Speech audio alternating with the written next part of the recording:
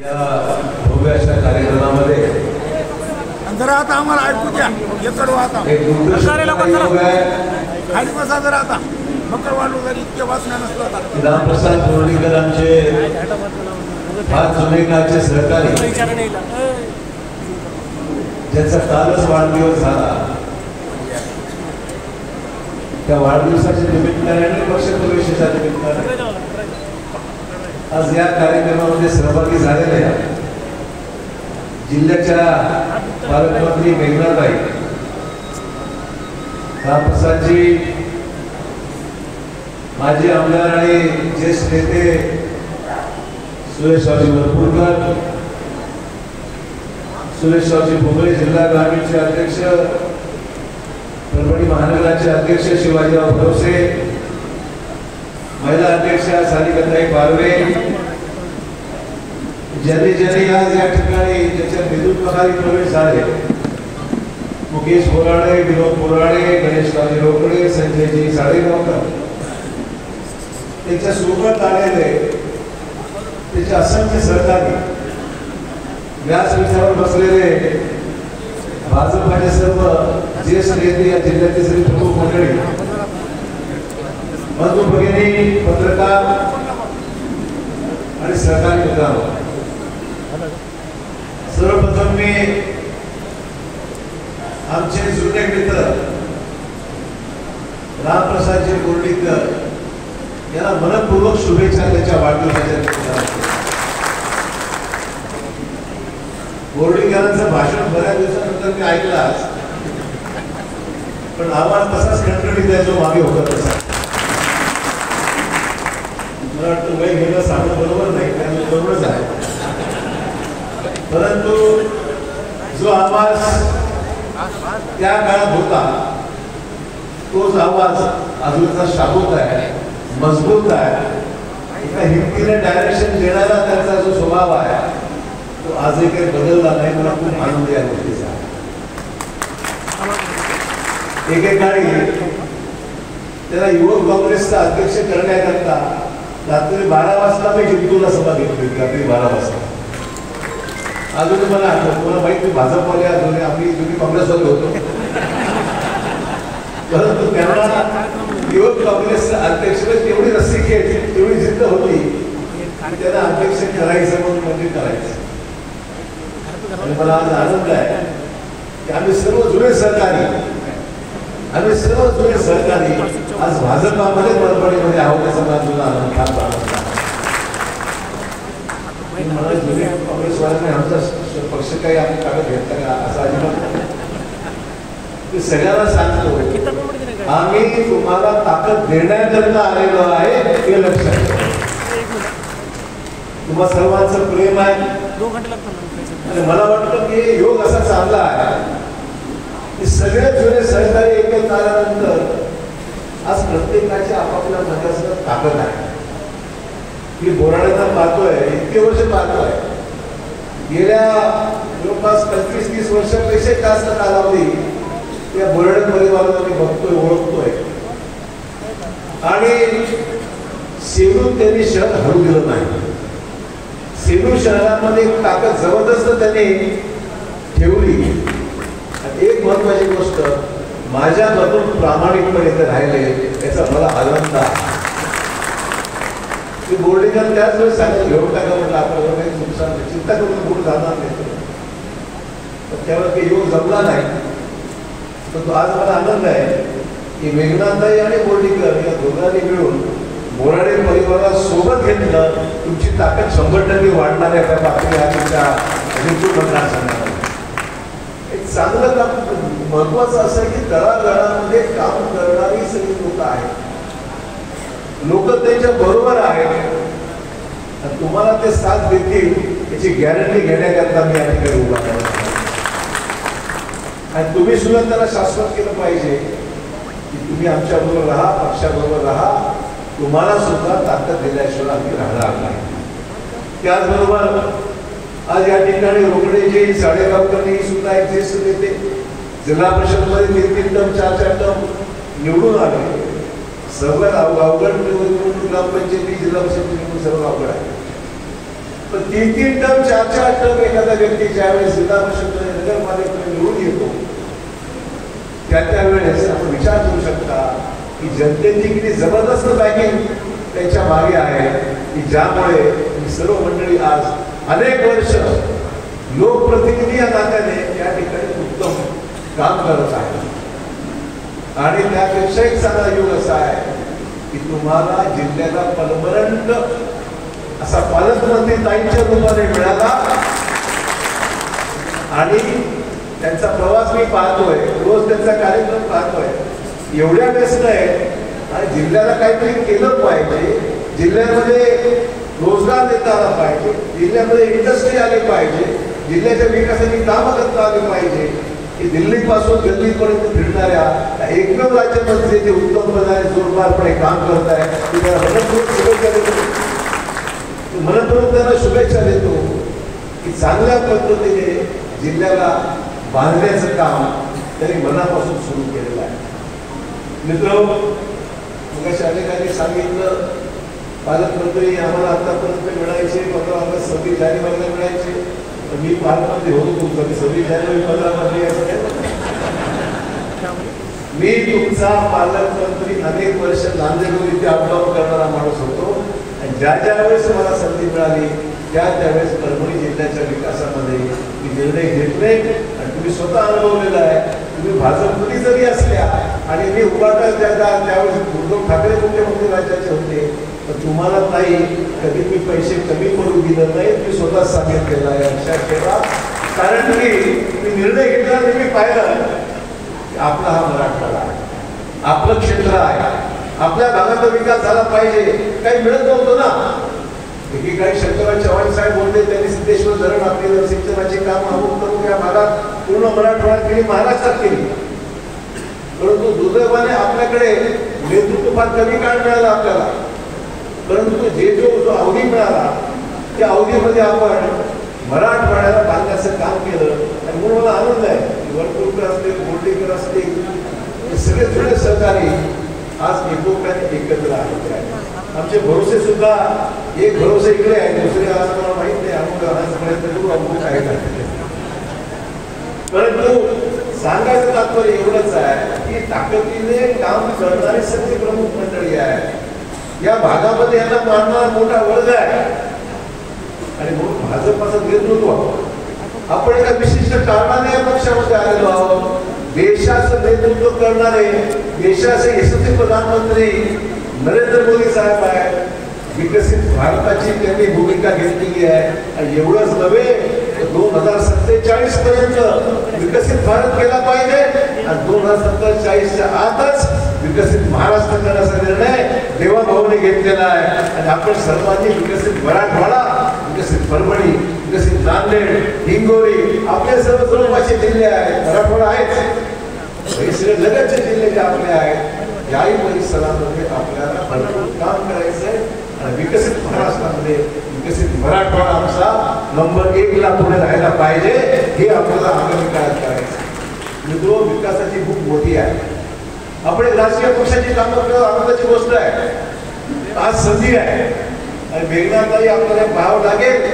वर्षानुवर्ष जे भाजपमध्ये प्रामाणिकपणे काम करणारा आपला कार्यकर्ता आहे त्या कार्यकर्त्याला या काळात न्याय मिळाला पाहिजे, हे आपल्याला बघायचं आहे. कुठला भेदभाव नाही, कुठला भेदभाव नाही, कुठला नवीन जुना विषय नाही. जो लोकांच्या म्हणून जो आवाज येतो की साहेब घ्या, आम्ही तिकीट द्या, आम्ही निवडून आणतो. शेवटी निवडून आणायचं ना, आपल्या सत्ता आपल्याला आणायची आहे. ही जिल्हा परिषद, ही नगरपालिका, ही महापालिका ज्या आणायची आहे त्या ठिकाणी ताकदीने लोकांच्या मागे, लोकांच्या बरोबर असणारा व्यक्ती तुम्ही सुचवा जो लोकांना पसंत आहे, लोक त्याच्या मागे हमखास निवडून येतील याची सोय आहे. मला वाटतं मग जास्त काही पाहिजे गरज पडणार नाही. 80% लोकच मागे राहतात, 20% फक्त आपल्याला प्रचार करायची गरज पडते. अशा पद्धतीने आगामी काळाचं नियोजन आपण सर्वांनी मिळून सांगितलं पाहिजे. आपल्या या काळात जर आपण आणू शकलो नाही तो उपयोग काय. राज्यात सत्ता आपली आहे, केंद्रात सत्ता आपली आहे. दोन्ही सत्तेच्या माध्यमातून जिल्ह्याला विकासाच्या गरजेमध्ये आपल्याला आणायचं आहे. आणि ते आणायचं असेल तर स्थानिक स्वराज्य संस्थेमध्ये आपल्याला मोठ्या प्रमाणावर यश मिळालं पाहिजे, ताकदीने आपली लोक आणली पाहिजे, भाजपमय आपला जिल्हा झाला पाहिजे. आणि ते करायचं असेल त्यावेळेसच मेघनाताईंचं प्रमोशन त्यावेळेस होईल, त्यावेळेस हा जिल्हा पूर्णपणे भाजपमय होईल. हे लक्षात ठेवा की मेघनाताईंना पुढे न्या. आणि बघा आपण या जिल्ह्याच्या ज्या पद्धतीने ते काम करत आहे, दूरदृष्टी आहे, विजन आहे, काम करायची इच्छाशक्ती आहे, राजकीय प्रबळता आहे. अशा पद्धतीने तुम्हाला काहींना पुढे न्यायचं असेल तर त्यांच्या मागे जिल्ह्याकडे यश मिळालं पाहिजे ही काळाची गरज आहे. मित्रांनो, अनेक गोष्टी बोलण्यासारख्या आहेत. पण चांगल्या वातावरणामध्ये, दीपावलीच्या या चांगल्या वातावरणामध्ये जिल्ह्यामध्ये अनेक मातब्बर लोक आपल्याकडे येऊ लागलेले आहेत. त्याचा अर्थच आहे की जिल्ह्यातलं वातावरण चांगलं आहे म्हणून लोक येऊ लागलेले आहेत. मोठ्या झाडांपुढे बसत नाही, जे घर आहे ते बोललं पाहिजे. जे जहाज पुढे जाणार आहे, ज्या ठिकाणी यश मिळण्याची शक्यता आहे त्या ठिकाणी लोक आपोआप येतात. वातावरण चांगलं आहे याचंच हे लक्षण आहे की आज मोठ्या प्रमाणात लोक आपल्याकडे येत आहेत. तर चांगलं वातावरण आहे, उमेदवार चांगले द्या आणि निवडून आणा. तुमच्या बरोबर तुम्ही हात मारा, तेव्हा ताईंच्या बरोबर, कोर्डीकरांच्या बरोबर, कुठल्या आहे आपण सांगा आणि आपण पूर्ण जिल्हा पिंजून काढू. आणि फक्त राजकीय विषय नाही तर लोकांची जी विकासाची भूक जी आपल्या भागातली आहे ती पूर्ण करण्या दृष्टिकोनातून आपल्याला पावलं टाकावी लागणार आहे. सतर्क राहा. मित्रपक्ष आपल्या जवळ आहेत, मित्रपक्ष सुद्धा विचार करतात की मी पुढे जाऊ का तू पुढे जाऊ. मला एवढं सांगायचं आहे, आज महाराष्ट्रामध्ये सर्वात जास्त जागा भाजपच्या आहे. मुख्यमंत्री महाराष्ट्राचा भाजपाचा आहे. आगामी काळात सुद्धा मुख्यमंत्री महाराष्ट्राचा भाजपात झाला पाहिजे एवढी ताकद तुम्ही बांधली पाहिजे. की सत्ता आहे तर संतोष आहे, काम करायला संधी आहे, मंत्री आपले आहेत, पालकमंत्री आपले आहेत, राज्याचा मुख्यमंत्री घेतलेला निर्णय झटपट अंमल करणारे अशा प्रकारचे शब्द देणारे आपले मुख्यमंत्री आहेत. तर त्याच्या मागे आपण ताकद उभी करणार की नाही खरा विषय आहे. देवा भाऊंच्या मागे आपली ताकद आपल्याला उभी करायची आहे, हा खरा मोठा प्रश्न आहे. जिल्हा प्रशासनाच्या छोट्या गोष्टी आहेत, परंतु आपण ही ताकद आज बांधू शकतो नाही ते केव्हा बांधणार. आज सत्ता असताना बांधू शकतो नाही तर केव्हा बांधणार. म्हणून माझी आपल्याला अपेक्षा आहे एक झुटीने कामाला चिल्लर छोटे मोठे वाद सोडून द्या. असतात प्रत्येक जिल्ह्यात कमी जास्त गोष्टी असतात, सोडून द्या. व्यापक विचार करू ही जागा आपल्याला आणायची. काय केलं पाहिजे, 2-4 लोकांना एकत्र बसवा, ताईंना भेटा, वडपुत्रांना भेटा, सल्ला घ्या, साहेब कसं करायचं आहे आणि निर्णय ह्याच्यावर सोपवा.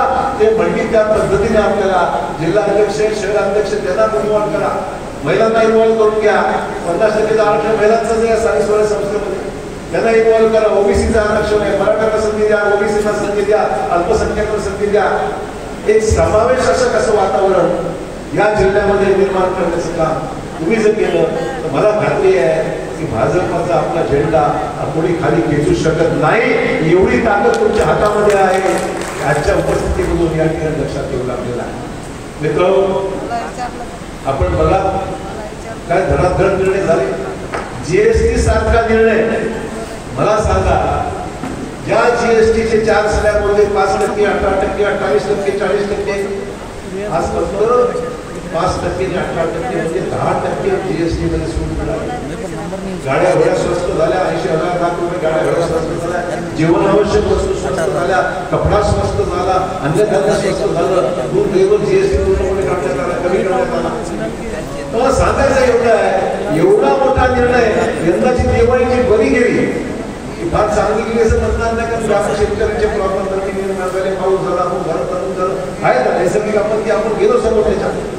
परंतु जीएसटीमुळे जो प्रचंड फायदा झाला व त्या फायद्यामुळे लोकांच्या खिशामध्ये पैसे उरले, शिल्लक राहिले आणि त्या शिल्लक राहिलेल्या पैशातून दिवाळी साजरी करता आली. हा मोठा निर्णय आहे. आपण या निर्णयाचं स्वागत करून बाहेर बदललं पाहिजे का आमच्या सरकारने केलं. आज महाराष्ट्रामध्ये साधारण 42,000 कोटी रुपये आपल्याला फटका बसला सरकारला. पण सरकारने या निर्णय घेतला. या निर्णयाचा फायदा सामान्य माणसाला होतोय. त्या निर्णयाचा फायदा या भागात होणार आहे. सेल वाढला, खप वाढले, त्याच्यामध्ये पैसे भरून काढण्याचा पर्याय सरकारने स्वीकारला आणि म्हणून आज जीएसटीचा सगळ्यात मोठा निर्णय झाला. आपण आंतरराष्ट्रीय पातळीवर खंबीरपणे उभं राहिलो. अमेरिकेसारख्या राष्ट्रात झोपलो नाही. आणि म्हणून पंतप्रधान मोदींचं जोरदार टाळ्यांनी आपण अभिनंदन केलं पाहिजे. देश पातळीवर आपलं नेतृत्व घाबरलं नाही, सरेंडर झालं, अमेरिकेला सरेंडर झालं नाही. आम्ही सांगितलं आमच्या देशाचे निर्णय आम्ही घेऊ, आम्ही तेल कुठून घ्यायचं, कपडा कुठून घ्यायचा, आम्ही एक्सपोर्ट कुठे करायचा, काय नाही करायचा आमचा विषय आहे. तुम्ही तिकडून सांगणार की आम्ही असं करू तसं करू, आम्ही कसं आपण नाही सांगणार. आमच्या देशाची विदेशी नीती पंतप्रधान मोदींनी ज्या पद्धतीने हाताळली, मित्र जगभरामध्ये दादागिरी चालू आहे, संपूर्ण जगामध्ये दादागिरी चालू आहे. आपण त्या दादागिरीला भीक घातलेले झुकलो नाही, स्वाभिमानाने अभिमानाने आपला देश ताणून उभा राहिला, अमेरिकेसमोर झुकलो नाही. फार मोठी अचीवमेंट आहे, फार मोठं आपल्या देशाचं अभिमान आहे, स्वाभिमान आहे की आपण देशाची भूमिका स्पष्टपणे करून पक्की भूमिका घेतली. आज मराठवाड्यामध्ये वंदे भारत सुरू झाली, चांगली रेल्वे सुरू झाली, विमानसेवा नांदेड तुम्हाला तासाभरात नांदेडला जाऊ शकता. पुढच्या महिन्यामध्ये तुम्हाला मुंबईला जायला नांदेड 1 तासात तुम्ही पोहोचू शकता. नांदेड तुमच्या बाजूलाच आहे, सिंचनाची सोय झाली, रेल्वेची सोय झालेली आहे, आपल्याकडे हायवे चांगले झाले. गडकरी साहेबांनी हायवेच्या माध्यमातून सगळे मराठवाडा 8 जिल्हे जोडलेले आहेत, विमानसेवा सुरू झालेली आहे, इन्फ्रास्ट्रक्चर पायाभूत सुविधा चांगल्या निर्माण झाल्या. आणि त्यामुळे मला खात्री आहे की मेघनाताई ज्या पद्धतीने विचार करते आज की माझ्या भागामध्ये मराठवाड्यामध्ये गुंतवणूक झाली पाहिजे, एम्प्लॉयमेंट जनरेट झालं पाहिजे, IT सेक्टरमध्ये नोकऱ्या लागल्या पाहिजे. आणि नांदेड तुम्ही परवा पाहिला, अहमदाबादला आणि गुजरातला आणि बँगलोरला त्यांनी विमान सुरू केलं. मला वाटलं बँगलोर जा, नांदेड जाणार तर बँगलोरला. तुम्हाला आश्चर्य वाटेल, 78 सीटर विमान पूर्णपणे भरून बँगलोरला जाते. का चाललंय? IT ची नोकरी आमच्या इथला मुलगा शिकून नोकरी करता बँगलोरला चालला, नोकरी करता पुण्याला चाललेला आहे. याचा अर्थ पोटेन्शियल आहे, गुणवत्ता आहे, शिकलेली पोरं आहेत, आई बापांनी त्या पोरांना कष्ट करून शिकवलेलं आहे. त्यांना जर नोकरी परभणीच्या परभणीत मिळाली तर फार मोठी गोष्ट होऊन जाईल, लोकांना बाहेर जायची गरज पडणार नाही. आजच्या गरजा लक्षात ठेवा. इलेक्शन लढणं महत्वाचा भाग आहे, राजकीय दृष्ट्या इलेक्शन जिंकणं महत्वाचा भाग आहे, परंतु इलेक्शन जिंकल्यानंतर समाजाची कामं, आज समाजाची भूक काय, बेरोजगारी आहे, अनेक लोकांकडे मोठ्या प्रमाणावर आहे, शेतकऱ्यांचे प्रश्न आहेत, शेतीला काहीतरी मदत झाली पाहिजे, अनेक विषय आहेत. मला वाटतं या प्रश्नावर लक्ष जर घातलं आपण आणि घालत आहोत, आपलं सरकार घालतंय, पण एकटा मुख्यमंत्री काही करू शकत नाही. जोपर्यंत जिल्हा पातळीवरचे निर्णय पालकमंत्री, आमदार या सर्वांनी मिळून घेतले, मला खात्री आहे सामान्य माणूस तुम्हाला सोडून जाणार नाही. वरपुडकरांनी उल्लेख केला, बोर्डीकरांनी उल्लेख केला, माझ्या कालावधीमध्ये मला संधी मिळाली तर परभणी जिल्ह्याला अधिकचा निधी सार्वजनिक बांधकाम मी दिला. त्याच्यामुळे बऱ्याचशा ठिकाणी शहरामध्ये आणि बाकी ग्रामीण भागात कामं झाली. पण आनंद आहे, अधिक संधी मिळाली असेल तर कदाचित अजून एक परभणीला जायची पण मला बोलायची ठीक आहे, चला राजकारणात. परंतु मला आनंद आहे याही गोष्टीची आठवण आज वरपुडकरांच्या भाषणामध्ये होत आहे. वरपुडकर देर आहे, दुरुस्त आहे तर मला कदाचित अगोदर आले असतील तर मंत्री होत गेले असते आता, किंवा ताईंच्या बरोबर राहिले असते. पण ठीक आहे, हरकत नाही, योग असतो, तो योग आता साध्य झाला. आनंद आहे आम्हाला. ते आले आमचा होतीलच भविष्य काळामध्ये आणि ताईंच्या बरोबर मदत करतील, ताईंना सुद्धा मदत करतील आणि बोर्डीकरांना शुभेच्छा देतो. अशाच धडाडीने तरी सांगितलं देश फर्स्ट, मग बाकीच्या गोष्टी. देश आपला अगोदर, देशासाठी झटण्याची भूमिका बोर्डीकर आजही या वयामध्ये तरुण आहेत, वय जास्त झालेलं नाही, तरुण आहेत, मनाने तरुण आहे, वयाने तरुण आहे. तोच आवाज आहे, जो जुना आवाज होता तोच कायम आहे, धड बोलता येते. मला त्यांच्याकडे पाहून खूप आनंद झाला की ते आज या ठिकाणी आपल्या सर्वांच्या समोर उपस्थित आहेत आणि खूप जोरदारपणे त्यांनी या भागाच्या विकासाला गती देण्याचं काम केलं. मी तो अधिक वेळ मी घेत नाही, हिंगोलीला मुंबईच्या कार्यक्रमाला जायचं आहे त्याच्यामुळे अधिक वेळ मी घेत नाही. पण मला आनंद आहे की सर्व सहकारी आज एका व्यासपीठावर तुम्हाला 100% गॅरंटी मी देतो, यांच्या मागे जबरदस्त ताकद आहे. जे पक्षात आले त्यांच्या मागे ताकद आहे, जुनी आमदार मंडळी यांच्या मागे ताकद आहे. या जिल्ह्याला घडवण्याचं काम आजपर्यंत जे काही घडवलंय त्या सर्वांनी मिळून घडवलेलं आहे. हे जाहीरपणे मला पुन्हा सांगायचं आहे. म्हणून आज नवीन जुना विषय नाही आहे, हम सब एक है. देवा भाऊ के लिए हम सब एक है और नरेंद्र भाई के लिए हम सब एक है. ही भूमिका आपण मनापासून स्वीकार. दाखवा जिद्दीने की परभणी जिल्हा महाराष्ट्रामध्ये भाजपसाठी नंबर 1 चा जिल्हा परभणी जिल्हा आमचा राहील, अशा प्रकारची भूमिका सर्वांची आगामी काळात नक्की राहिलेलीच आहे. आणि सर्वांना घेऊन सर्वांना संधी द्या, ही संधी सर्वांना मिळावी अशा प्रकारची ईश्वराची प्रार्थना करतो. आपल्या सर्वांची रजा घेतो.